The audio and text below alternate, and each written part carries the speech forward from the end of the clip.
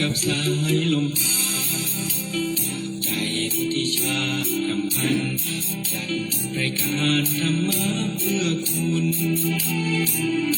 ร้อยคำรำพันฝากเสียงแววหวานถึงท่านนักบุญ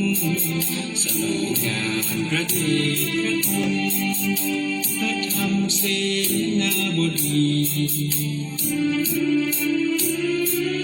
เกิดมาโชคดีได้ทำบุญสร้างสรรค์แห่งที่ใจรักใช้หลักทำนำชีวิตพาญาติธรรมร่วมกิจกรรมสร้างสมความดี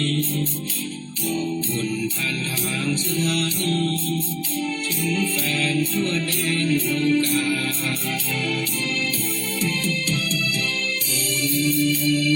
นำให้ทำเป็นทานจิตใจอยากทำชื่นบา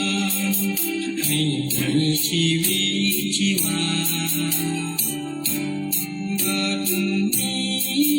อยากทำเชื่อมั่นศรัทธาคำสอนขององค์สัมมาสัมพุทธเมตตาประทานไว้ให้และจงโชคดีและมีความสุขธรรมะพาให้คลายทุกข์พบสุขทั้งกายและใจ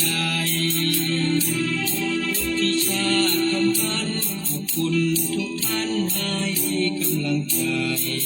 ฟังกันสบายสบายสไตล์คนหล่อหน้าจอทุกวัน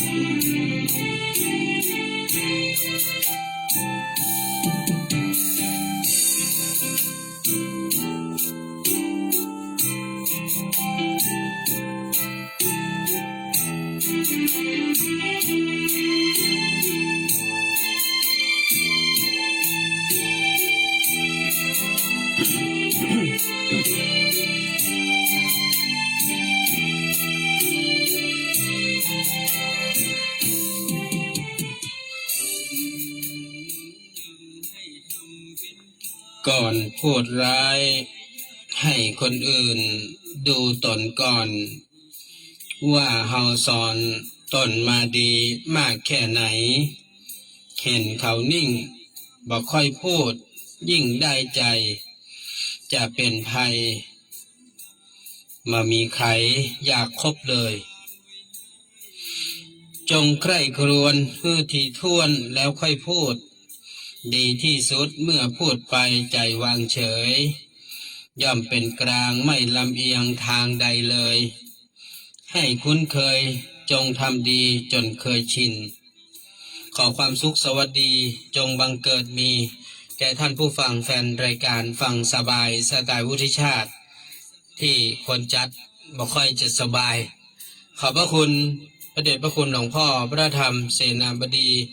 เจ้าวาดวัดพระบรมธาตุดอยสุเทพเจ้าคณะภาค7ประธานมูลนิธิพระบรมธาตุดอยสุเทพให้การอุปถัมภ์รายการทุกรายการทางคลื่นสถานีวิทยุ FM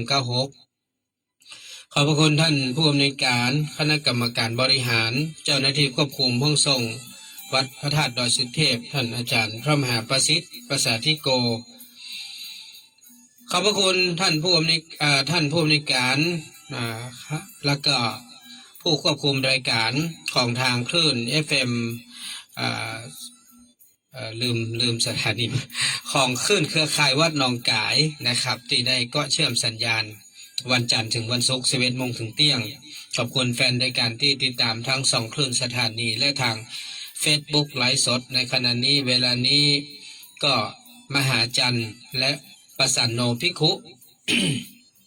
เข้ามาติดตามเพื่อกำลังใจก่อนอื่นก็ได้น้อมนำบุญมาฝากทุกท่านเช้าวันนี้นะครับพี่นันวุฒิชาติเองก็ได้นำปัญหาว่าดอกเข้าภาษาเนาะเป็นดอกสีเหลืองงามท่านผู้ฟังซึ่งก็ได้ปลูกไว้มาเป็นระยะเวลาตั้งแต่เมื่อปีที่แล้วละตั้งแต่ช่วงกฐินปีที่แล้วเพราะว่าได้รับ เมตตามาจากแฟนคลับ FC จากเมืองปาวนะท่านได้มอบเพิ่มมา1 ต้นนะก็เอามาปลูกไว้ที่สวนข้างบ้านก็ถึงเวลาเปิ้นก็ออกใบแล้วก็พอเข้าภาษาเปิ้นก็ออกดอกท่านใครรู้ว่าดอกงามงามก็พอใน Facebook ก็ได้พี่น่ะนะไปโพสต์งามครับตอนนี้นำมาถวายตัดมาทั้งหมดเลย ตัดมาทั้งหมดเลยทั้งก่อเลยนะครับเอามาถวายองค์หลวงพ่อขาวเพื่อเป็นพุทธบูชาธรรมบูชาสังฆบูชาแล้วก็อันนี้เป็นบุญที่นำมาฝากทุกท่านเพราะว่ากว่าจะเติบโตมาได้ถึงวันนี้ก็ใช้เวลาเป็นเกิงปีปลายนะก็เปิ้นจะเติบโตฮือใบฮือดอกก็ต้องใช้เวลาในการดูแลเปิ้นฉะนั้นอย่างก็ตามท่านผู้ฟังที่เราต้องใช้เวลาในการแลกเปลี่ยนเอามามันเป็นสิ่งที่มีค่าเช่นเดียวกันกับญาติธรรมหลายท่านที่มีโอกาสได้เดินทางไปร่วมรับฟังนะครับธรรมนาวาวังเมื่อวานนี้ที่ศูนย์แสดงสินค้านานาชาติจังหวัดเชียงใหม่หลายพันคนและก็ได้มีโอกาสได้เข้าร่วมรับเสด็จพระบาทสมเด็จพระเจ้าอยู่หัวและสมเด็จพระราชินีก็ถือว่าเป็นบุญเป็นบารมีเป็นกุศลอย่างยิ่งที่ทุกท่านได้รับทั้งธรรมะจากพระราชาสู่พี่น้องประชาชนผ่านพระสังฆรัตนะก็คือพระสงฆ์นะครับผู้ประพฤติดีปฏิบัติชอบ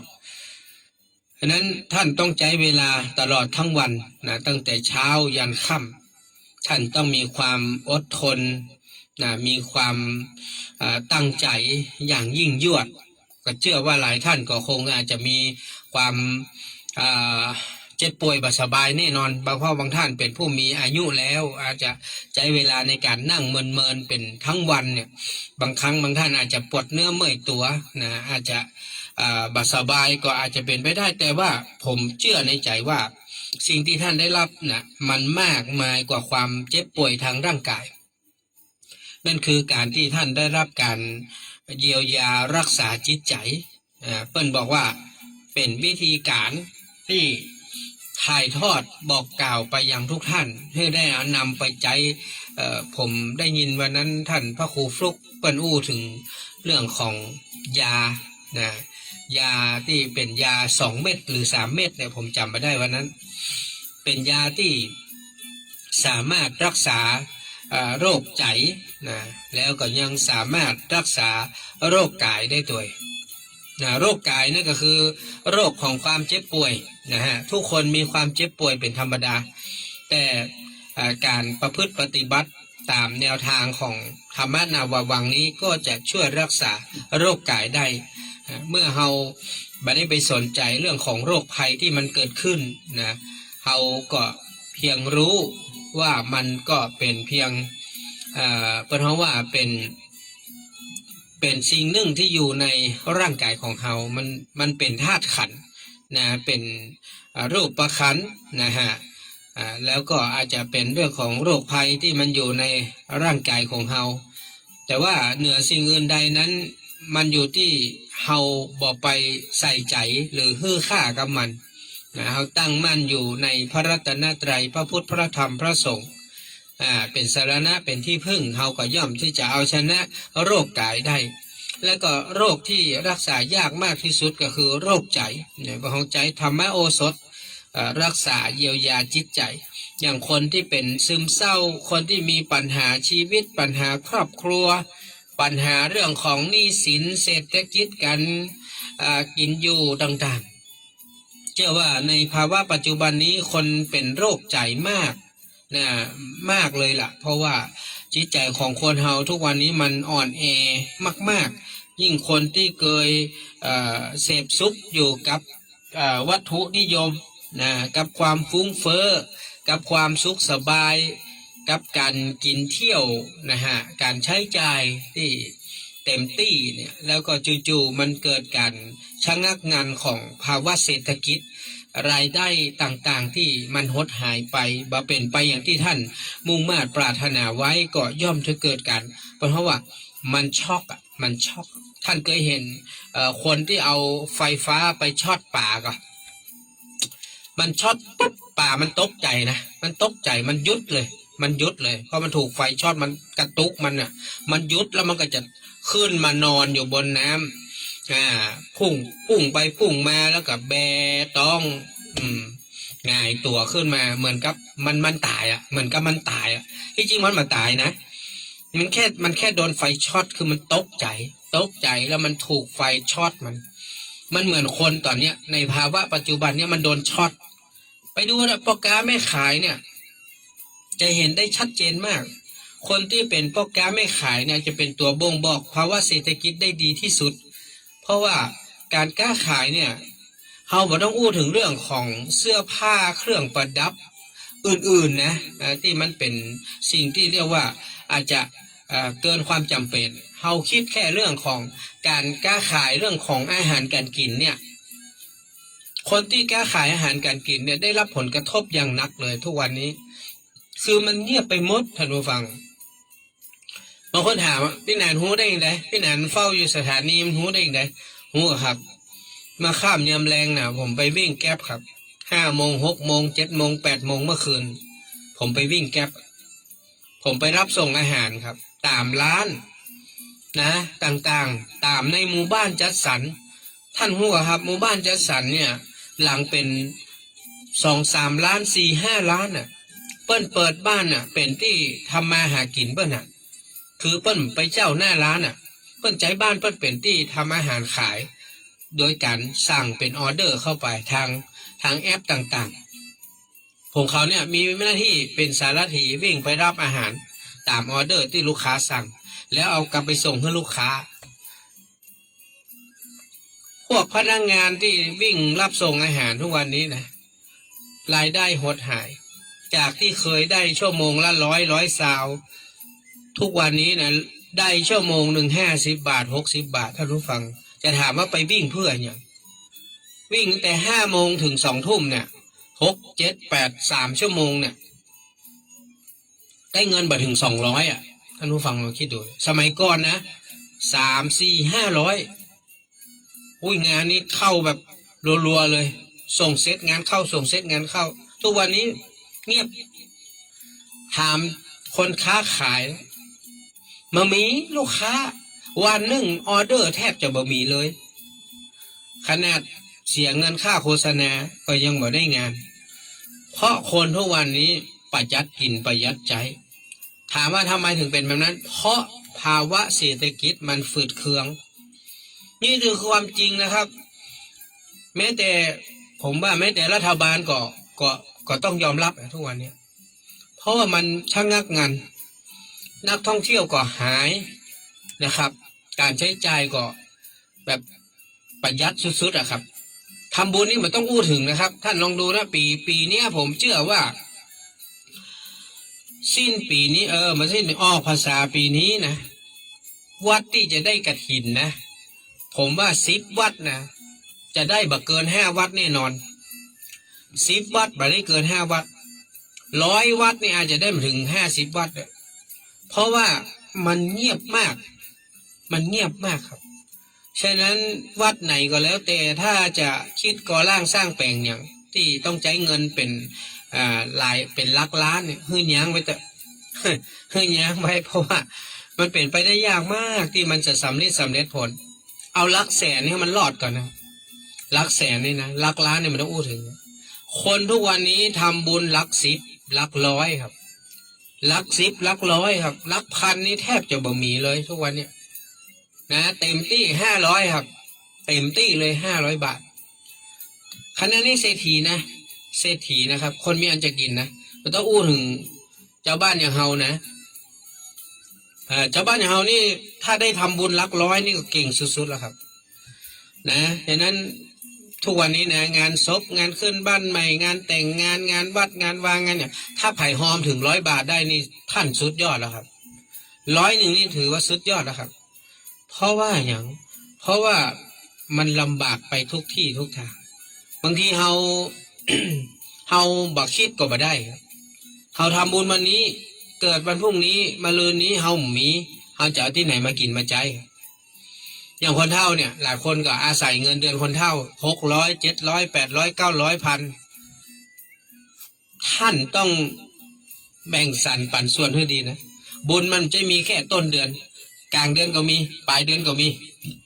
ดังนั้นถ้าท่านทำบุญต้องหูจักกักไปหน่อยที่ในเนี่ยเข้าภาษาเดือนหนึ่งมี4 ศีลนะอย่างน้อยนะ4 ศีล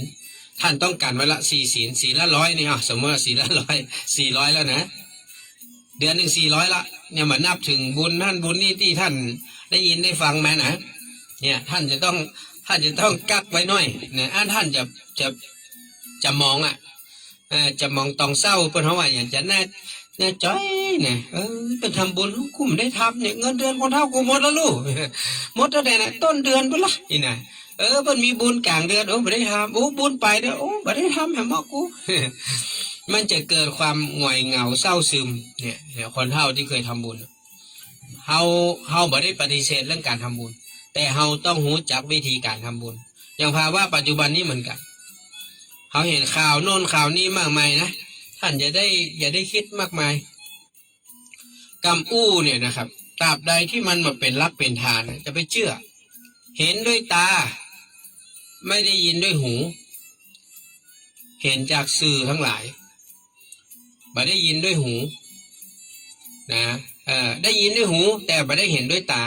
ได้ยินด้วยหูไม่ได้เห็นด้วยตาไม่เห็นยังไงพี่แนนเนี่ยเพิ่งไปสัมภาษณ์มาเนี่ยเห็นทั้งตาเห็นทั้งหูแล้วได้ยินทั้งหูเห็นตาก็เห็นได้ยินปากเปิ้นอู้ไหมเจ้าตัวเปิ้นอู้กำปากมาไหมมีหลักฐานไหมเนี่ยต้องมีให้ครบได้ยินด้วยหูเห็นด้วยตาเห็นแล้วกับปากของคนที่เปิ้นเป็นผู้ต้องหาผู้ต้องหาเขาเรียกว่าผู้ต้องหานะผู้ถูกกล่าวหาอีเด้อมันจะว่าผู้ต้องหานี่คือโดนยับละผู้ถูกกล่าวหายังไม่โดนจับเตื้อยังบอกเป็นผู้ต้องหาแค่เป็นผู้ถูกกล่าวหามันก็เกิดความเสียหายแล้วเขาก็เอาไปโพธนากันนั่นนี่นั่นไปถ้ามันบัดได้มีลักมีฐานเขาจะไปเพิ่งอู้เตื้อมันไม่อย่างมันจะเป็นบาปกับปากเขาบาปกับปากความคิดของเขาก็เป็นบาปนะปากต่อปากเป็นแบบปากอะไรยาวกว่าปากกาคือปากคนเนี่ยปากคนเนี่ยมันยาวมีเรื่องน้อยเดียวมันเล่ากันไป3 บ้าน 7 บ้านลองพอเลยบ้านไหนลองมาทะเลาะกันนะเจ้าผมไปทะเลาะอย่างกันนะเอาไปเล่าสงสัย2 คนผัวเมียนี่มันจะอยู่กับมันรอดอย่างมันผิดกันกูแรงเปิ้นผิดอย่างเรื่องลูกเรื่องหลานเปิ้นผมฟังให้ดีเนี่ยฟังให้ดีเปิ้นผิดเรื่องอย่างเรื่องลูกเรื่องหลานเปิ้นสอนลูกสอนหลานแล้วมันสอนไปสอนมาก็มันก็ว่าคือกันไปแต่พ่อมึงนะไปแต่แม่มึงนะอย่ามาบอกมาสอนมาห้ามมาปรามเอาละเนี่ยมันก็เลยกลายว่าไม่ใช่2 คนที่ผิดกันแต่มันผิดเรื่องลูกเรื่องหลานบางทีเขาก็ต้องฟังให้ดีทุกอย่างมันมีเหตุมีผลของมันฉะนั้นเปิ้นบอกว่าสิ่งที่น่ากลัวที่สุดก็คือกรรมอู้ของคนเป็นว่าก่อนที่เราจะพูดเราเป็นนายของคำพูดเมื่อเราพูดออกไปแล้วคำพูดเป็นนายของเราฉะนั้นก่อนพูดอย่างก็แล้วแต่ก่อนอู้ออกไปต้องมีสติให้นักเพราะสตินี่สำคัญมากเห็นไหมอย่างทุกวันเนี่ยที่เขาเห็นท่านนั้นท่านนี้เป็นระดับครูบาอาจารย์เนาะเป็นพระผู้ใหญ่เป็นเจ้าคุณแต่ทำไมผิดพลาดก็เพราะว่าความเผลอสติแต่ครูบาอาจารย์เพิ่งจะบอกนี่นะเพราะว่าสตินี่สิ่งสำคัญที่สุดเลยมันสามารถที่จะกำกับได้ทุกอย่างคนที่ขาดสติแม้เพียง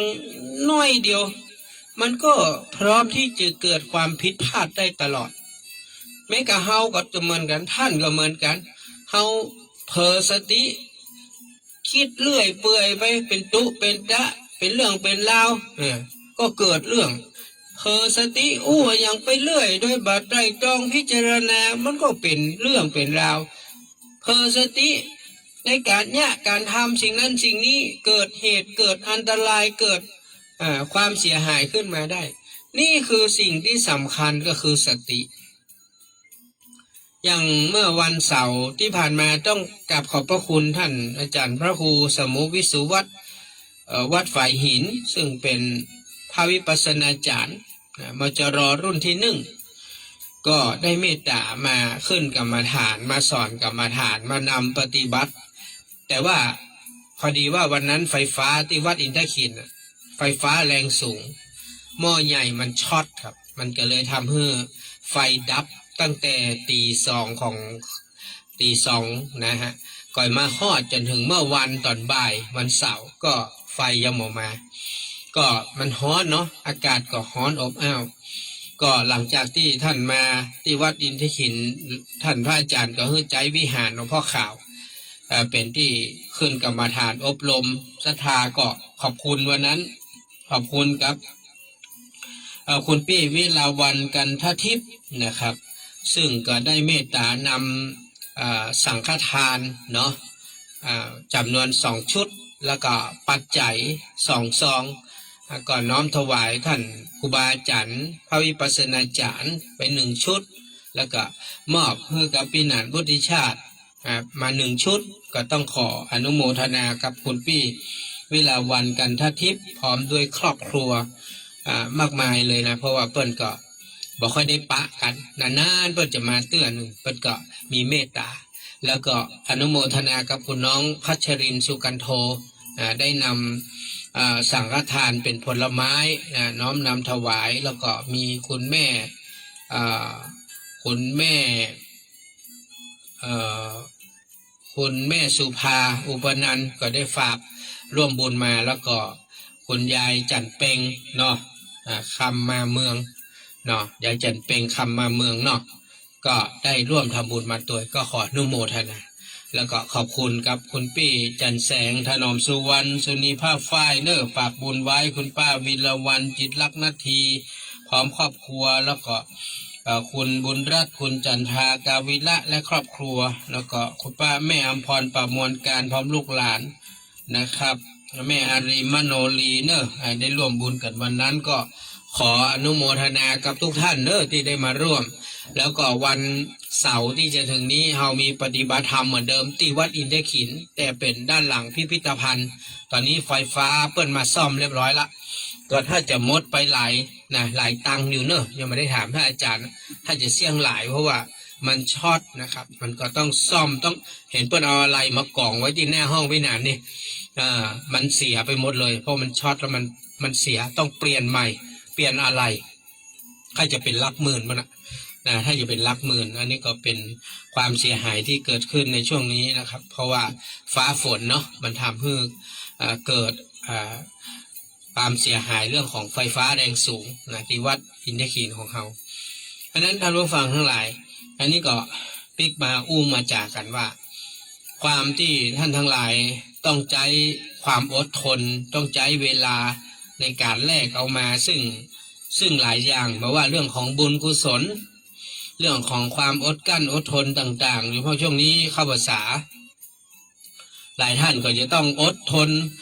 เคยกินเคยดื่มนะก็จะต้องเพลาๆลงหรือคนอาจจะตั้งสัจจะว่าจะยั้ง3 เดือนก็อนุโมทนายั้งเหล้ายั้งเบียร์ยั้งกินยั้งเที่ยว3 เดือนก็เป็นสิ่งที่น่าอนุโมทนาเพราะอย่างน้อยมันก็ทำให้สุขภาพร่างกายท่านนั้นได้ฟื้นฟูนะแล้วก็อีกประการหนึ่งคนในครอบครัวของท่านก็คงจะมีความสุขมากขึ้นเพราะว่าพอเห็นสามียั้งเหล้ายั้งบุหรี่ยั้งกินยั้งเที่ยวก็ดีเห็นภรรยารักษาศีลรักษาธรรมเข้าวัดเข้าวาก็ทำให้ชีวิตในครอบครัวลูกเต้าก็พลอยมีความสุขไปตัวอันนี้ก็เป็นสิ่งที่น่าอนุโมทนาน่าชื่นชมหลายท่านถามว่าพี่นันสบายดีขึ้นหรือยังก็แต่ว่านี้อัดยาแล้วก็ปิดเจียวนะครับก็ทำให้อาการดีขึ้นเยอะก็ขอบคุณกับความห่วงใยของทุกท่านแล้วก็ขอบคุณกับคุณปุญญนุชซึ่งเป็นภรรยาก็คอยดูแลนะไปซื้อแผ่นเจียวลดไข้มาแปะซื้อยาปะปวดหาเข้าหาอย่างให้กิน แต่ว่านี่นอนวันค่ำนะกินยานอน3-4 รอบถึงเมื่อคืนเจ้ามานี่ก็ถามว่าเป็นยังไงพ่องตัวก็บ่ฮ้อนละนะครับก็ดีขึ้นเพราะว่าวันก่อนปุ้นไปโดนฝนนะโดนฝนแล้วก็เลยทำให้มันน่าจะเป็นเกี่ยวกับเรื่องของหน้าอกเนี่ยมาโดนฝนนักๆเข้ามันก็อาจจะทำให้เขาเป็นไข้นะครับอันนี้ก็เลยบ่มีโอกาสได้ไปที่ธรรมนาวาวังสักกรรมก็ยังเสียดายก็เสียใจอยู่ แต่ว่าเฮาบ่สบายเนาะถ้าเฮาไปก็ซ้ำจะนักเหลือเก่านะครับก็เลยบอกท่านพระครูฟลุกไปว่าป่อคงไปไม่ได้เพราะว่ามันสบายนะถ้าเฮาบ่สบายเกิดเฮาเป็นไข้เป็นเกิดหัวนะครับหัวเป็นไข้อย่างอื่นนะครับโควิดหรือไปติดไปอย่างเปิ้นเฮาก็เลยว่าอันทำไปดีกว่านะฮะอันนี้ก็ติดตามนะทางเปิ้นเพจเปิ้นจะถ่ายทอดทางเพจธรรมนาวาวังเปิ้นจะมีของเปิ้นเอาก็ติดตามทางนั้นเอาก็ขออนุโมทนากับทุกท่านนะที่ได้มีโอกาสเดินทางไปร่วมในส่วนของการรับฟังธรรมะบรรยายธรรมนาวาวังนะเพราะว่าเป็นครั้งที่4ของภาคประชาชนนะครับโดยเมตตาของพระเจ้าอยู่หัวของเฮาแล้วก็พระราชินีเนาะท่านก็ได้มีองคมนตรีนะครับแล้วก็มีครูบาอาจารย์ได้นำเอาความรู้ต่างๆมาเล่าอู้สู่กันฟังมาบรรยายเพื่อศรัทธาประชาชนได้รับรู้รับทราบถึงความมุ่งหมายนะของพระองค์ท่านก็อย่างที่ท่านพระครูฟุกเปิ้นเล่าอยู่เสมอนั่นแหละว่าพระองค์ท่านปฏิบัติแบบนี้แล้วทำให้ได้หูได้หันอะไรอย่างแล้วก็อยากจะให้ในส่วนของพระบรมวงศานุวงศ์ก็ดีตลอดจนถึงข้าราชบริพารทั้งหลายเนาะได้เรียนรู้ไปพร้อมๆกันแล้วก็ทรงนึกถึงประชาชนคนไทยที่มีความเชื่อมั่นเลื่อมใสในพระรัตนตรัยอยากจะได้เรียนรู้ดังเช่นที่พระองค์ได้เรียนรู้ยิ่งไม่ได้นะครับอันนี้คือความมุ่งหมายก็ถือว่าเป็นเมตตาของพระองค์ท่านทีนี้ท่านผู้ฟังทั้งหลายเขาก็มามาจากันเรื่องของภัยทั้งหลายที่เกิดขึ้นในทุกวันนี้เปิ้ลบอกว่าไม่มีภัยอะไรที่น่ากลัวเท่ากับภัยของลมปากนี่ลมปากนี่นะมันเพราะว่าลิ้นมันมีกระดูกลิ้นมันมีกระดูกมันอยากมันอยากว่าอย่างมันก็ได้ว่าได้นะตราบใดที่เปิ้นมาเอาพิษนะเปิ้นมาเอาพิษเฮาก็ได้หมดว่าได้หมดแต่ถ้าวันหนึ่งวันใดที่มันกลายเป็นความพิษขึ้นมาอันนั้นแหละมันก็จะเกิดความเสียหายนะครับก็เป็นปัญหาที่เกิดขึ้นอย่างทุกวันนี้นะบางครั้งตอนนี้หลายคนก็เริ่มระแวงตู้พระสามเณรระแวงไปหมดนะตู้วัดเฮาจะเป็นยังเปิ้นก็หาขนาดเป็นระดับพระผู้ใหญ่เปิ้นยังทำผิดแล้วพระบ้านเฮานี่พระบ้านนอกบ้านนาพระหนุ่มพระน้อยพระที่บ่ได้มียศมีศักดิ์จะเป็นยังเปิ้นก็กลายเป็นตอนนี้เป็นหวาดระแวงตอนนี้ตู้พระต่ำบ้านนอกเขาก็เริ่มวางตัวยากอย่างก็เก่งไปหมดเนาะผมได้มีโอกาสฟังเนี่ยมหาภัยวันหรือว่าคุณแพรรี่เนาะแม่นเนาะเปิ้นบอกว่าสิ่งที่เปิ้นกลัวมากที่สุดนะในเรื่องของพระสงฆ์ก็คือมีพระสงฆ์จำนวนหนึ่งอยู่นอกวัดมากกว่าอยู่ในวัดบางคนถามถ้าเป็นไปได้ไหนพระสงฆ์ก็อยู่ในวัดไปจะมาอยู่นอกวัดจะได้เป็นไงสมัยตะก่อนเนี่ยเมื่อมันมามีมือถือนะมามีสื่อโซเชียลเฟซไลน์ติ๊กต็อกตรงนี้นะท่านผู้ฟังนะมันก็บ่มีปัญหาแต่พอมันมีมือถือรุ่นใหม่ที่มันสามารถโหลดแอปโน้นแอปนี้เข้ามาได้ แต่ถามว่าถ้าครูบาอาจารย์เฮาเนี่ยบ่ไปฮื้อความสนใจฮื้อค่ากับพวกเฟซพวกไลน์พวกติ๊กต็อกคือเขาบอกโหลดเข้ามาคือมันโหลดมาได้มันลบได้นะท่านผู้ฟังแอปพวกนี้นะไลน์ก็ลบได้เฟซบุ๊กก็ลบได้ติ๊กต็อกก็ลบได้หมดอะเกมทั้งหลายที่มันเข้ามาเนี่ยลบได้หมดคือเฮาฮื้อมันอยู่ในเครื่องก็ได้แต่เฮาก็ยินดีให้มันอยู่ในเครื่องทีนี้พอมันอยู่ในเครื่องแล้วเนี่ยกลายเป็นว่าไปให้ความสนใจกับมันเดี๋ยวก็ไปจิ้มไลน์เดี๋ยวก็ไปจิ้มเฟซเดี๋ยวก็ไปดูติ๊กต็อกเลื่อนไปไหลไถมาเลื่อนไปไถมาเนี่ยทีนี้ก็ไปเจอภาพไปเจอโน่นเจอนี่ที่มันบ่เหมาะบ่เปิงบางทีก็มีโยมที่เป็นสีกาทั้งหลายเนี่ยคนหนุ่มหุคนเฒ่าหุเนาะบางทีมันก็บ่แจ้เป็นภาพจริงเนาะภาพตัดต่อหุเอาภาพอย่างหุมาใส่ขอมาเป็นเพื่อนขอเป็นเพื่อนเฟซเพื่อนไลน์เพื่อนติ๊กต็อกเนอะเนี่ยกดรับเปิ้นบอกว่าเปิ้นไปดูนะโดยส่วนมากนะคนที่ไปขอเป็นเพื่อนตัวเจ้านี่นะส่วนมากเป็นไม่ยิงถ้าบางคนอย่างนั้นนะพี่หนานไม่ยิงชอบไปขอเป็นเพื่อนตัวเจ้าเปิ้นสนใจเรื่องวัดเรื่องวาเรื่องพระศาสนาเรื่องกินเรื่องตาลไงความจริงเปิ้นสนใจเรื่องเหล่านี้เพราะถือว่าถ้ามีเพื่อนเป็นตัวเจ้านี่นะเป็นครูบาอาจารย์นี่ดีเนาะเวลาเรามีปัญหาโน่นนี่นั่นเราจะได้ส่งข้อความไปปรึกษาหารือได้เนาะติดต่อเฟซติดต่อไลน์ติดต่ออย่างได้เวลาเปิ้นไปปฏิบัติธรรมไปกินไปตานไปงานนั่นงานนี่เราได้หันได้หูนี่คือเหตุผลว่าให้อย่างมาขอเป็นเพื่อนกับตัวเจ้าทัก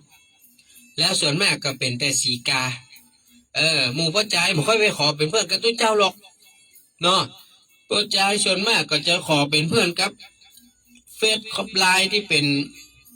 ภาพสาวๆทั้งหลาย เนาะหน้าตาดีๆนี่ที่มันมาอวดมาโชว์นี่นะโอ้ยขอไปเป็นเพื่อนมันแต้มบางทีเป็นภาพอวตารคำว่าภาพอวตารคือมันมีตัวตนมันเป็นเฟกนะเฟกคือมันไปเอาเปิ้นมาใส่เป็นห้องภาพตัดต่อเอาหูปคนนั้นหูปนี้มาใส่บางทีพอโรไปหันตัวแต้นะเท่านี่โต้ไปพอในภาพในเฟซในไลน์แหละหนุ่มเพราะอายุสัก30ก็มาถึงนี่ไปพอตัวจริงก็เท่า60อย่างโอ้ผมงอกผมขาวหน้าโยะไปหมดนี่นะสมมตินะเนี่ยกับภาพในเฟซในไลน์ในคนละเรื่องเหมือนอย่างคนถามนะหันภาพในเฟซในไลน์พี่แนนมันหน้าใสไร้สิวพอหันตัวจริงป้าเท่าหน้ามีก้าป่านมีก้าฝ้ามีก้าสิวอีเนาะสมมตินะอย่างนั้นอ่ะก่อนเนี้ยโทรศัพท์เนี่ยมันทำให้หน้าใสไร้สิวนะมันไม่ได้รออย่างที่ท่านหันนะอย่างแนนนี่ชื่อว่ารอนะไปพอแน่เนี่ยมาหันตัวจริงอ่ะหน้าขี้เลจะตายนะท่านั้นพ่อบ้านทั้งหลายมันต้องขางเนอะไปไหนอ่ะไปปฏิบัติธรรมตัวหนานพุทธิชาตินะไปกินไปจานตัวหนานพุทธิชาตินะมันต้องขางเนอะตึงบ่ารอตึงบ่างามเตี้ยปอกคอกตุยอุกปุกอย่างน้อยก็จะเป็นถังน้ำมัน200กิ้งได้นะท่านต้องห่วงต้องขางมีอย่างแน่พอแน่กอสักอย่างอันนั้นท่านผู้ฟังทั้งหลายทุกวันนี้สิ่งที่อันตรายสำหรับพระสงฆ์ทั้งหลายก็คือโทรศัพท์มันมีแอปเนาะแอปธนาคารแอปโน่นแอปนี่เนาะแต่ที่มันน่ากลัวคือพวกไลน์พวกเฟซพวกติ๊กต็อกถ้าวันหนึ่งเปิ้นมีเวลาเปิ้นไถพอหั่นพอนี่บางทีกิเลสมันก็เกิดท่านผู้ฟังกิเลสเนี่ยมันเกิดขึ้นได้อย่างเปิ้นว่าน่ะไพวันว่าตอนโยมมาหาที่วัดก็แต่งตัวเรียบร้อยแต่ตอนโยมอยู่ที่บ้านนุ่งน้อยห่มน้อย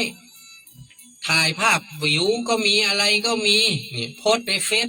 พระก็เห็นหมดเพราะว่ามันเป็นเพื่อนกันก็เห็นหมดท่านผู้ฟังเหมือนอย่างท่านเป็นเพื่อนกับพี่นานท่านก็เห็นนานไปเนี่ยยังทำยังแต่นานบ่ถ่ายภาพวิวภาพยังลงไปบ่ได้ ลองนานนุ่งผ้าเช็ดตัวแล้วก็ปล่อยตัวเห็นนะแล้วนุ่งผ้าเช็ดตัวผืนเดียวแล้วถ่ายลงเฟซแหละเข้าล่นนี่กันลุ่มๆอ่ะอย่างปัดเข้าขี้ปุ่มอุกหยกไว้พอยังไม่มานต้อง4-5 เดือนอย่างขี้ปุ่มยังก็ปูพาม นี่หายแซบหมดอ่ะถ้าได้เห็นขี้ปุ่มนะดังนั้นถ้าดูฟังทั้งหลายทุกวันนี้สิ่งที่น่ากลัวคือทำไมบอกว่าพระอยู่นอกวัดมากกว่าอยู่ในวัดพระแต่ก่อนนี้เปิ้ลสนสื่อโซเชียลไม่พอพระป่าแหละพระป่าเนี่ยที่เปิ้ลรอดปลอดภัยอยู่จนแก่จนเฒ่าได้อย่างว่าเปิ้ลมาสนใจเรื่องสื่อทั้งหลายเพราะในป่ามันมามีอินเทอร์เน็ตนะแล้วเปิ้ลก็มาเอาอินเทอร์เน็ตเข้าบางวัดบ่มีแม้กระทั่งไฟฟ้าก็บ่มีใจเตียนใจตะเกียงใจโซลาร์เซลล์บ่ใจไฟฟ้าบ่ใจอินเทอร์เน็ตบ่ใจน้ำประปาใจตักไผ่ตักมันนี่แหละนะน้ำห้วยน้ำบ่อนี่แหละทำไมหลวงปู่หลวงพ่อที่อยู่ต่ำป่าต่ำดอยเปิ้ลถึงอยู่รอดปลอดภัยเพราะว่าเปิ้ลมายุ่งเรื่องภายนอกนักแม้กระทั่งสมัยครั้งพุทธกาลพระพุทธเจ้าท่านจะสร้างวัดนี่นะไม่ใช่ท่านจะสร้างมีโยมจะสร้างวัดถวายนี่นะท่านห่างจากหมู่บ้านไกลเลยล่ะโอ้เป็นกิโลน่ะบ่ใกล้กับเจ้าบ้านพอมันใกล้มันจะได้ยินเสียงมันจะได้หูสิ่งนั้นสิ่งนี้มันเป็นเรื่องเจ้าบ้านมันไม่เกี่ยวเรื่องของวัดเรื่องของพระดังนั้นพระต้องอยู่ในส่วนของพระปฏิบัติกันไปเนี่ยอันนั้นก็ถ้าหลวงปู่หลวงพ่อหลวงปี้ทั้งหลายอยากจะอยู่รอดปลอดภัยในร่มกาสาวพัดก็คือเสพสื่อโซเชียลให้น้อยที่สุดหรือไม่จำเป็นก็บ่ต้องมีเลยนะบ่ต้องมีบ่ต้องมาติดต่อเฟซติดต่อไลน์ใช้โทรศัพท์อย่างเดียวพอนะโทรเข้าโทรออกพอละนะแล้วก็ไม่ต้องกลัวไอ้พวกแก๊งคอลเซ็นเตอร์ด้วยมันสามารถที่จะดูดเงินท่านได้ นะเพราะว่าเราบ่มีแอปในโทรศัพท์มันดูดเงินเราไม่ได้ดังนั้นทุกวันนี้เนี่ยสิ่งที่น่ากลัวก็คือนี่แหละพวกสื่อโซเชียลทั้งหลายมันมีทั้งประโยชน์แล้วมันก็มีทั้งโทษถ้าครูบาอาจารย์ท่านไหนใจให้เป็นประโยชน์เอามาโพสต์ในเรื่องของการปฏิบัติธรรมเอามาโพสต์เรื่องการทำนุบำรุงพระพุทธศาสนาอย่างนี้นะสอนศีลสอนธรรมอย่างก็ว่าไปอันนี้มันเป็นประโยชน์แต่ถ้าตราบใดบ่ได้กรองบ่ได้สกรีนอย่างต่างๆเข้าไปเนี่ยยิ่งมีเพื่อนเยอะความวุ่นวายก็เยอะนะฮะถ้าเป็นไปได้นะก็ต้องระมัดระวังตัวท่านเองนะเพราะว่าสื่อโซเชียลนี่แหละมันทำให้จิตใจของเปิ้ลเตลิดเปิดเปิงดังนั้นถ้าเราเป็นผู้สานิกชนนะท่านที่เป็นอุบาสิกาทั้งหลายถ้าท่านหูว่าในเฟซของท่านนั้นน่ะมันมีภาพที่มันงามเหมาะมันเปิงท่านก็ควรโพสต์แล้วก็ควรลบไปเหียนะมันจะเหมือนเป็นการสร้างกรรมทำเวรถ้าหูตัวเขาอดบ่ได้เขาถึงชอบโพสต์เหล้าโพสต์เบียร์โพสต์การกินการเที่ยวเลื่อนเลิงเฮฮาเด้งหน้าเด้งหลังภาพวาดบิวต่างๆท่านก็มาต้องเป็นเพื่อนกับพระคือยกเลิกการเป็นเพื่อนเนี่ยท่านก็จะได้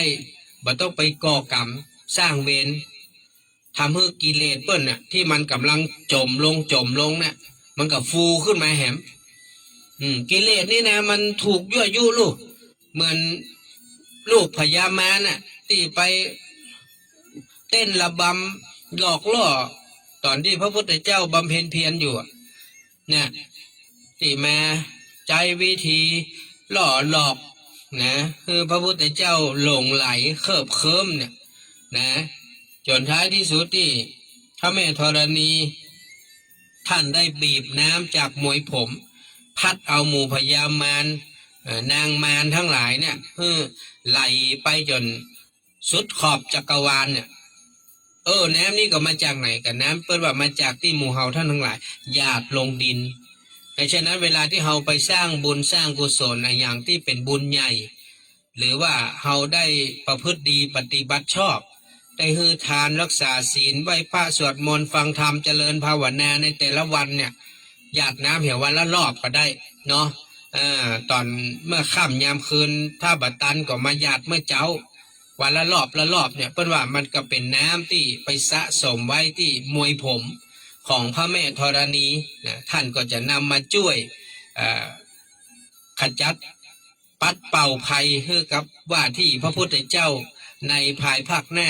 เฮาบอกว่าก็จะมีมาเรื่อยๆแหละพุทธศาสนาบ่ได้หมดไป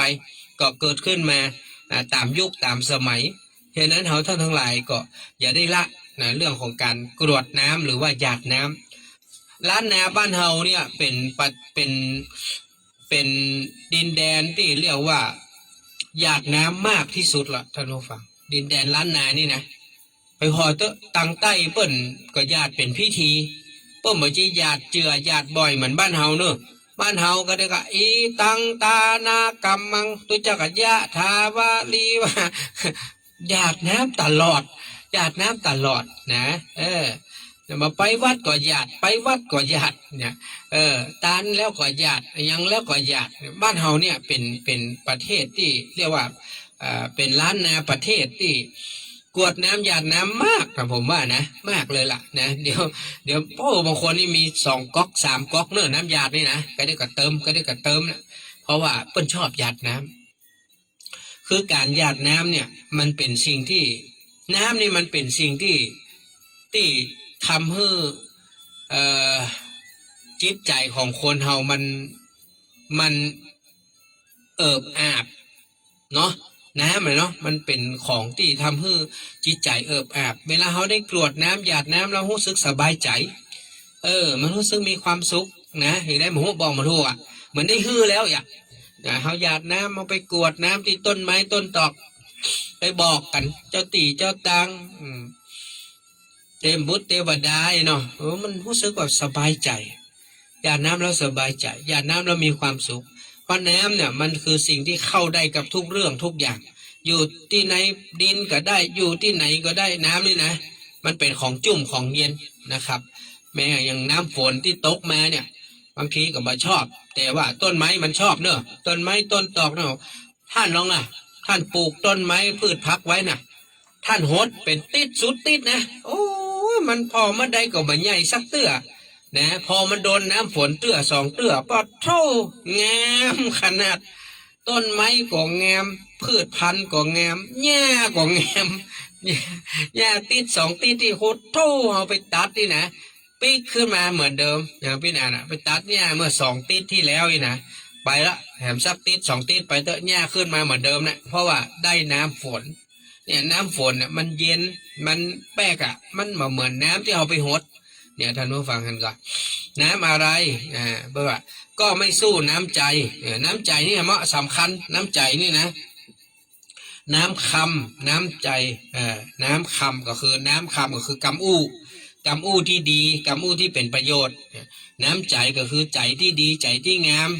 ใจที่มีแต่เมตตากรุณาพี่นาเองก็ขอบคุณนะครับหลายท่านก็ช่วงนี้ก็อาจจะเงียบไปการทำบุญพระป่ากองทุนก็ดีแล้วก็ตั้งต้นสมทบสร้างกุฏิซึ่ง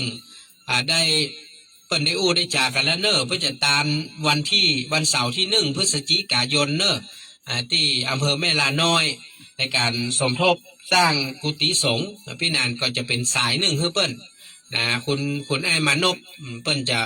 ตั้งต้นตั้งเก้าแล้วเฮาก็จะเป็นสาย1ที่จะไปร่วมตานจะได้รับพันจะได้รับหมื่นอันนี้ก็แล้วแต่บ่อยแม่จะเมตตาเนอะจะให้จะหอมต่อใดก็แล้วแต่ท่านเพราะว่าเฮาก็คงจะห้าไปจนถึงออกพรรษาเราจะไปตานวันที่1 พฤศจิกายนนะครับส่วนวัดอื่นๆถ้าถึงใกล้งานเปิ้นอย่างวัดอินทขินก็ดีวัดดอยสุเทพก็ดีวัดยางพวงก็ดีที่เฮาเคยไปตานเนี่ยนะผมก็เอาเป็นงานไปนะงานไหนใกล้เฮาก็ไปหอมงานนั้นหอมไปเป็นงานเอาเนาะเพื่อที่จะได้ไปรบกวนทุกท่านเพราะว่าทุกวันนี้เงินมันฝืดเคืองนะท่านก็ทำเต้าที่ท่านอยากจะทำก็แล้วกันอย่างช่วงที่เฮาใกล้ๆนี้ก็คือ26 กรกฎาคมนะแฮม2 ติดเฮาก็จะตานละพระป่ากองทุนนะครับ สงเคราะห์แล้วก็ตั้งต้นสมทบสร้างกุฏินะครับแล้วก็วันที่9 สิงหาคมวันนี้เห็นทางร้านนะครับเปิ้นเอากระเบื้องมาส่ง 8,000 กว่าแผ่นพี่นันเองก็ตอนนี้ก็ปริ้นรายชื่อของทุกท่านไว้ส่วนหนึ่งละพี่นันบอกสามารถจะไปเขียนได้หมดได้เสี่ยงก็จะปริ้นแปะให้เนอะปริ้นแปะให้นะครับก็เดี๋ยวจะหาเวลาในการนำไปแปะซึ่งกับพิมพ์ยังมาแล้วเตื้อนี่แต่ว่านี่กระดาษหมดพี่นันก็ไปซื้อเสี่ยงไป200 กว่าบาทถามว่า200 กว่าบาทนี่เป็นเงินไผเงินพี่นันเด้อไม่ใช่เงินพ่อแม่ศรัทธาไม่ได้ไปหักเงินในนี้นะท่านหอมมาเต้าใดก็ต้องอ่านนะไม่ได้ไปหักเงินสั้นสักบาทเนอะแม้กระทั่งไปซื้อเมจิกมาก็ซื้อคนเดียวนะไม่ได้ไปรบกวนเงินพ่อแม่ศรัทธาเนอะก็ขอบคุณนะครับขอบคุณท่านผู้ใจบุญอย่างวันนั้นก็ได้รับเมตตาจากคุณแม่คุณแม่อารุณแม่สุมาลีอารุณวิโรจน์แล้วก็แม่สุนาพิบูลกับปั่นการรถการลางการอย่างฮื้อมานะครับก็ขอบคุณนะครับขอบคุณทุกท่านที่เมตตาเป็นครั้งเป็นคราวก็อนุโมทนากับคุณย่าปราณีประดิษฐ์สุวรรณล้านดำรงกัดหลวงพร้อมลูกหลานเหลนขอบคุณคุณพี่ชลิดาเอกชัยพัฒนากุลนะครับหลานวรรณสนันพร้อมครอบครัวและลูกหลานที่ได้เมตตาฝากปัจจัยทำบุญไว้ที่วิหารวุฒิชาติตึงประจำเดือนตึงฝากไว้เป็นช่วงนะครับพอมดก็แจ้งไปก็ขอบคุณทั้งสองครอบครัวที่มีเมตตาต่อพี่นานมาโดยตลอดทำให้เราได้กินได้ตานฉะนั้นบุญในเดือนกรกฎาคมนี้ก็เมื่อกี่วันนี้ก็พี่นานก็มีปฏิบัติธรรมแล้วก็จะมีอย่างเงี้ยทุกเสาร์เนอะเสาร์ที่12ผ่านไปแล้วเดี๋ยวก็เสาร์ที่19เสาร์ที่26นะครับก็แฮม2 เสาร์ก็จะมีปฏิบัติธรรมที่วัดอินทขินนี้แล้วก็วันที่28 กรกฎาคมนี้จะจัดรถ4 ล้อแดงไว้เบื้องต้นนี้1 คันก่อนนะและให้ทุกท่านได้มาร่วมกิจกรรมกับวัดดอยสุเทพเขาจะขึ้นนะครับขึ้นในช่วง7 โมงเช้าเนอะ 7 โมงเช้าก็คิดว่ารถน่าจะออกบักเกินนะครับบักเกิน7 โมงเกิงเนาะ7 โมงเกิงก็วันที่28 กรกฎาคมเป็นวันจันทร์เนอะวันจันทร์ที่28ว่าใดครับแม่ได้ดาถูกตรงนะเจ้าครับแม่โอนเงินตามเมื่อวันที่25แล้วพี่หนานได้รับแล้วกันได้รับเรียบร้อยแล้วแม่ไม่ได้ยินพี่หนานมาได้กับเป็นหัวครับได้รับเรียบร้อยแล้วแม่ครับผมครับอนุโมทนานะแม่เนอะครับก็ขอบคุณคุณแม่รัตดาตนตรงพร้อมบุตรธิดาได้โอนเงินมาได้รับเรียบร้อยแล้วแม่แม่โอนมาจำนวน1,000 บาทนะครับเนอะ1,000 บาทก็ร่วมบุญผ้าป่านะโดยการมา500แล้วก็ร่วมบุญในส่วนของเนี่ยการทำบุญผูกกระเบื้องเนี่ยมุงกระเบื้องเนาะแม่เนาะ500 บาทนะฮะสวัสดีครับพี่หนานอันนี้สนับนะครับพี่หนานว่าไงจ๊ะโทรบอกพี่หนานร่วมทำบุญสร้างกุฏิ100แล้วก็ให้ค่าพี่หนานไปซื้อกระถางปิ้น100เป็น200เดี๋ยวตอนเย็นโอนให้นะพี่หนานสาธุจ้าโมทนานะครับแล้วก็ของคุณแม่รัตดาตนตรงพร้อมบุตรธิดานี้ร่วมทำบุญถึงเรื่องของผ้าป่านะ500 บาทแล้วก็ร่วมทำบุญในส่วนของการทำบุญในส่วนของการมุงกระเบื้องหลังคานะครับวิหารพระเจ้าทันใจวัดอินทขิน500 บาทก็บุญนี้คุณแม่และก็ลูกหลานนะพร้อมบุตรธิดาก็ขออุทิศนะครับขออุทิศบุญกุศลเนี้ยนะเอาไปฮื้อเดี๋ยวเนอะป้อตันแม่นวลตนตรงนะแล้วก็พ่อครูสมเพชรพงษ์ทวีการเจ้ากรรมนายเวรพ่อเกิดไม่เกิดเทพบุตรเทวดาโดยน้องแม่เนาะอนุโมทนาขอบคุณนะแม่เนอะก็อันนี้ก็กำลังเร่งพิมพ์รายชื่อเพื่อจะนำไปติดที่กระเบื้องกระเบื้องเปิ้นมาละ8,000 กว่าแผ่นก่อนหน้านี้เปิ้นมาแค่1,000 กว่าแผ่นก็มีคนมาจดมาหมายเอาไปจัดนักละนะครับพี่นานก็เลยรอชุดกระเบื้องเนี้ยเปิ้นบอกว่าจะมุงประมาณสักช่วงหลังวันที่9ครับก็คือหลังวันที่เขาตานผ้าป่านะหลังวันที่9 สิงหา ก็คงน่าจะวันแม่นี่แหละนะ12 สิงหาประมาณนั่นแหละนะวันที่9 10 11 12ประมาณนั้นมันจะเริ่มมุงละนะมันจะใจกับเบื้องประมาณหมื่นกว่าแผ่นนะหมื่นกว่าแผ่นแต่นี้เปิ้นสั่งมาแล้วประมาณ9 ปันนะเมื่อกี้8 ปันป่ายก่อนหน้าปันป่ายก็ประมาณหมื่นตอนนี้สั่งมาแล้วประมาณหมื่นแผ่นเปิ้นจะเอามุงดูก่อนถ้ามันขาดแถมต่อใดนะเปิ้นก็จะสั่งเพิ่มเข้ามาฉะนั้นพี่นันก็จะหาเวลาที่จะนำรายชื่อทุกท่านไปติดไว้ เพราะว่าพิมพ์ละบางส่วนแต่ยังมาแล้วก็นะอันนี้ปึ้งหนึ่งนี่นะพี่นันเสี่ยงกระดาษสติกเกอร์ไปแล้วจำนวน1 เล่มมันมี50 แผ่นนะครับครั้งที่แล้วก็ซื้อมา100 กว่าบาทตอนนี้ก็ซื้อมาแหม2 ปึกละ100ก็ประมาณ200 กว่าบาทนะปึกละ100 กว่าบาทก็เพิ่งไปซื้อมาเมื่อตะวันก่อนก็จะต้องพิมพ์แล้วก็เป็นรายชื่อแล้วก็ตัดแล้วก็จะนำไปแปะให้นะครับต้องใช้วิธีแบบนี้เพราะว่ามันนักลำไปนะมันนักลำไปเฮาก็บ่สามารถไปนั่งเขียนโอ้โหมืองิกแน่ครับถ้าผมไปเขียนเนี่ยนะผ้าเนนเฮาก็ยังว่านะเนาะก็บ่ได้อยู่ไปโรงเรียนกันนะครับเนี่ยท่านผู้ฟังครับก็วันนี้ก็ก็จะในหลายเรื่องหลายราวก็ฉะนั้นในเดือนกรกฎาคมก็จะมีบุญปฏิบัติธรรมนี่ก็มีทุกเสาร์เจอนะครับไผ่ว่างก็มาเถอะเพราะว่า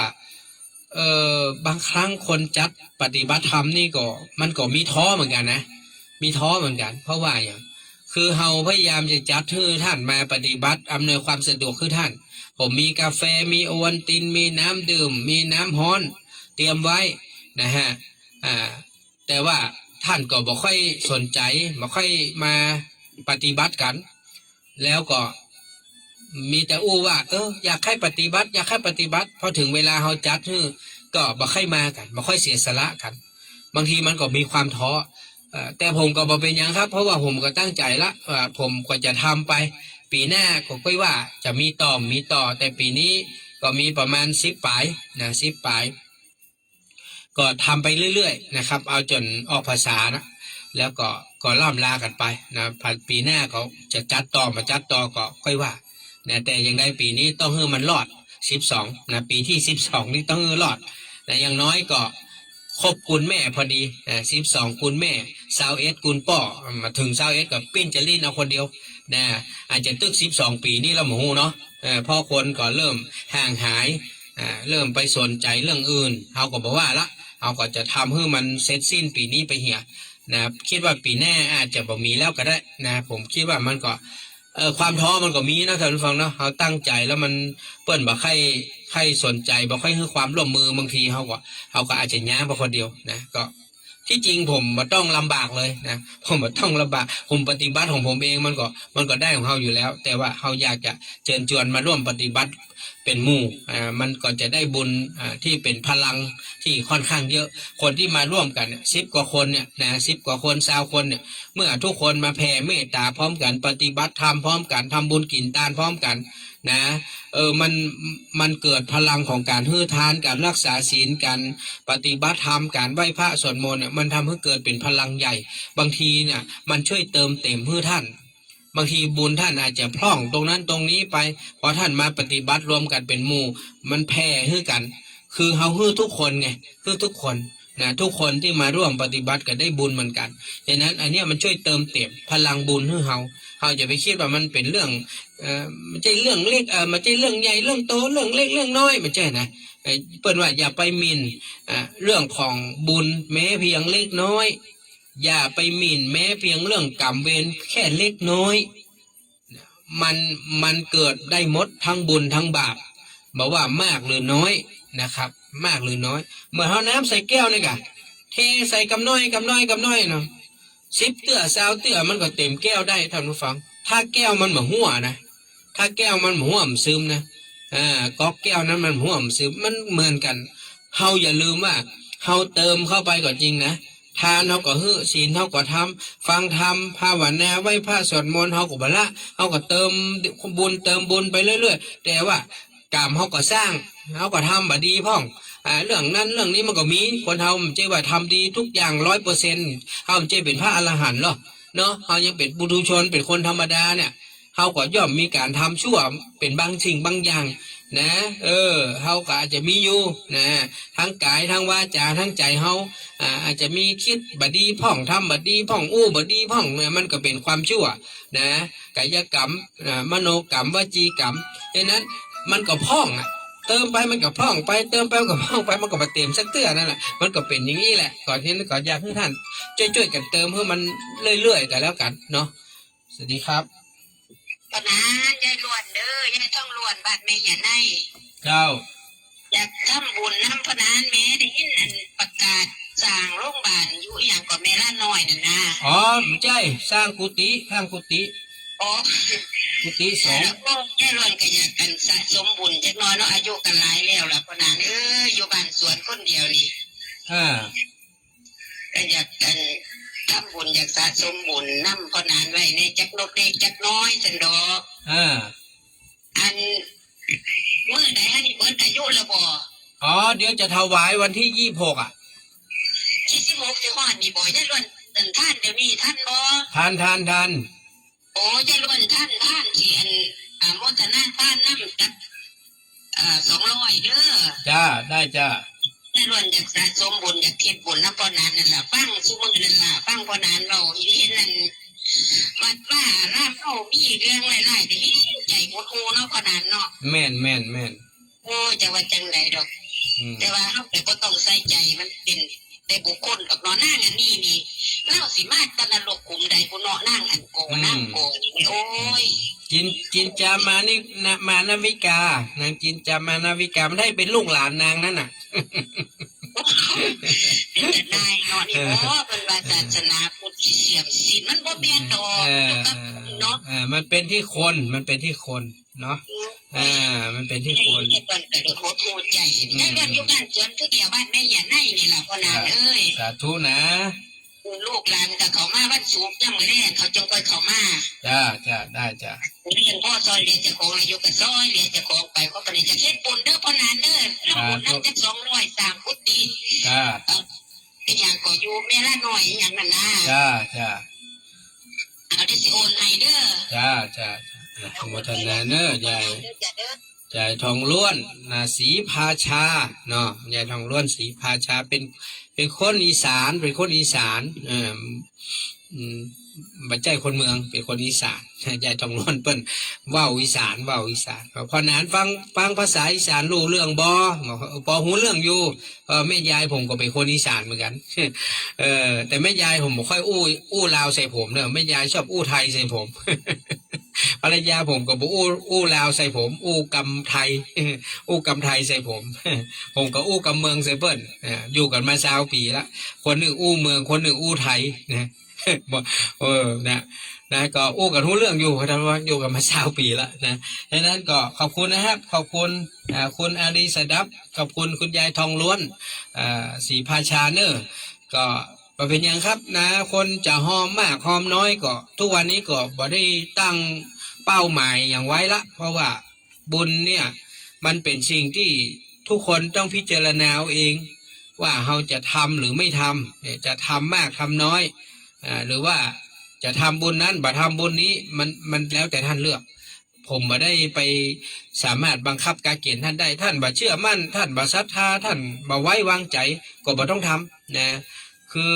เฮาเป็นฆราวาสเหมือนกันท่านทำบุญกับนานบ่ไว้ใจบ่วางใจมันบ่เชื่อใจมันอย่าทำนะบอกเลยว่าอย่าทำถ้าท่านบ่ไว้วางใจบ่เชื่อมั่นท่านต้องทำสำหรับคนที่เปิ้นไว้วางใจเปิ้นเชื่อมั่นเปิ้นยินดีครับผมเป็นสะพานบุญยินดีครับยินดีรับใช้ยินดีที่จะเป็นสะพานบุญให้ทุกท่านผมจึงบอกแล้วนะถ้าท่านบ่เชื่อมั่นศรัทธาท่านต้องทำอย่าไปทำแล้วมันสบายใจเนาะสวัสดีครับฮัลโหลครับนะแม่ก็จะห้องทำบุญกระเบื้องสัก200นะเจ้าแม่ขันคำบุญชูเนาะเจ้าสาธุเนอรอลูกสาวมาก่อนครับแม่ครับโมทนาครับก็อนุโมทนาคุณยายขันคำบุญชูเนอะความลูกหลานเนาะคุณยายเนาะที่ตั้งใจจะร่วมบุญกับเบื้องก็เพราะว่า เฮาบอกตรงๆว่างบประมาณของทางวัดมีแค่2 ล้านที่ท่านอาจารย์สะสมบุญกฐินบุญผ้าป่าโน่นนี่นั่นมาเนี่ยหลายปีได้เงินประมาณ2 ล้านซึ่งก็ลงไปหมดแล้วลงไปหมดแล้วตั้งแต่โครงสร้างจนถึงมุงหลังคาหลังจากนั้นก็จะต้องรอเรื่องของฝาผนังประตูหน้าต่าง แล้วก็จะต้องมาบอกบุญญาติธรรมแห่งกรรมนึงว่าใครอยากจะเป็นเจ้าภาพประตูหน้าต่างบานละเต้าใดก็มาบอกเป็นลายๆแล้วเปิ้นคงก็จะเอาชื่อเข้าไปแปะไปติดไปฮื้อเนาะสำหรับเจ้าภาพฉะนั้นก็ต้องรอให้โครงสร้างเสร็จก่อนมันก็จะมีการเทพื้นเนาะแล้วก็เทพื้นไว้เรียบร้อยละเหลือแล้วแต่ฝาผนังรอบวิหาร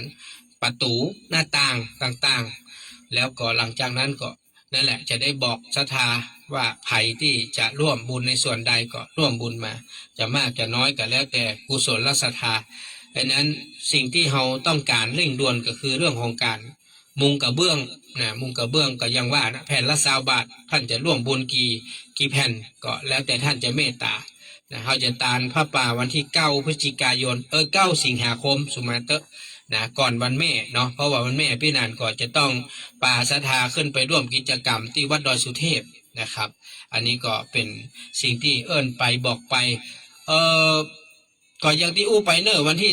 28 กรกฎาคมนั้นเราจะไปกลับเนอะจะขึ้นตั้งแต่นัดกันวัดอินทขิน7 โมงรถออกประมาณ7 โมงเกิงเนาะขึ้นไปร่วมกิจกรรมวัดดอยสุเทพนะครับแล้วก็ลงมาตอนบ่ายหลังจากที่เสร็จกิจกรรมแล้วก็จะลงมาอันนี้ก็คงจะไปกลับก่อนเนอะช่วงนี้นะเพราะว่าเขาบอกมีที่พักที่ปฏิบัติธรรมเนื่องจากเพิ่นมีกันหรืออาคารนะครับแล้วก็วันหน้าเพิ่นก็คงจะแปลงจะสร้างขึ้นมาเขาก็จะได้ใช้สถานที่นะครับในภายหลังอันนี้ก็บอกทุกท่านไปก่อนวันนี้รายการฟังสบายสไตล์วุฒิชาติคงต้องอำลาจากท่านผู้ฟังไปก่อนเพราะว่าหมดเวลาแล้วเดี๋ยวก็จะเข้าสู่รายการคุยทำต่อสวัสดีทุกท่านนะครับ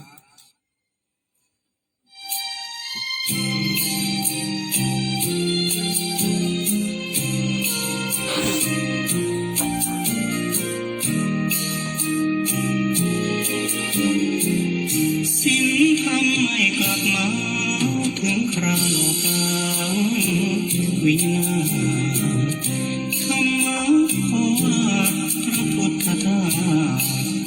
กล่าวไว้มีแต่รบราฆ่าพันขาดความสำคัญจิตใจสร้างกรรมโหดร้ายไร้ความเมตตาคนไร้ศีลธรรมไม่กลัวบาปกรรมช้ำมนร้อยเล่ร้อยคนเหยียดหยามทำตนต่ำช้ามีแต่ความโลภโกรธหลง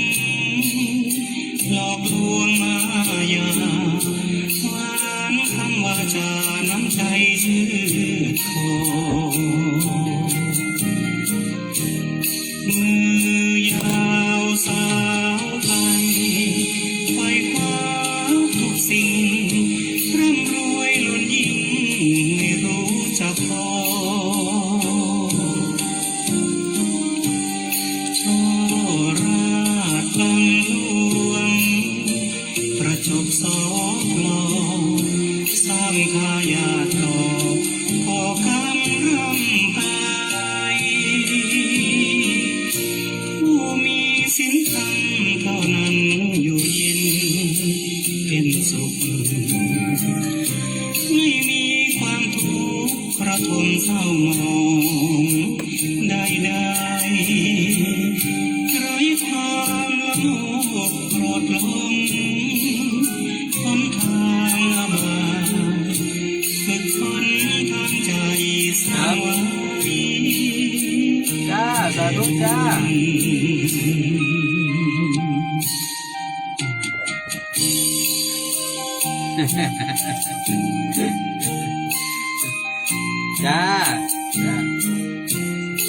จ้าสาธุนะ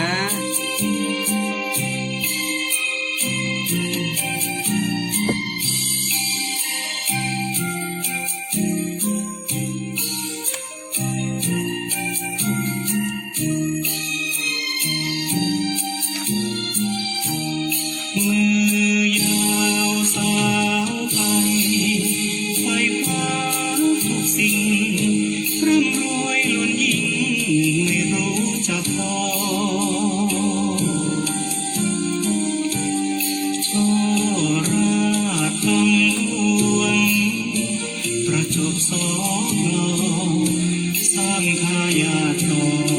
ขอคำร่ำไปผู้มีศีลธรรมเท่านั้นอยู่เย็นเป็นสุขไม่มีความทุกข์ระทมเศร้าหมองใดๆไร้ความละโมบโกรธหลงหนทางอาบายฝึกฝนทางใจสร้างไว้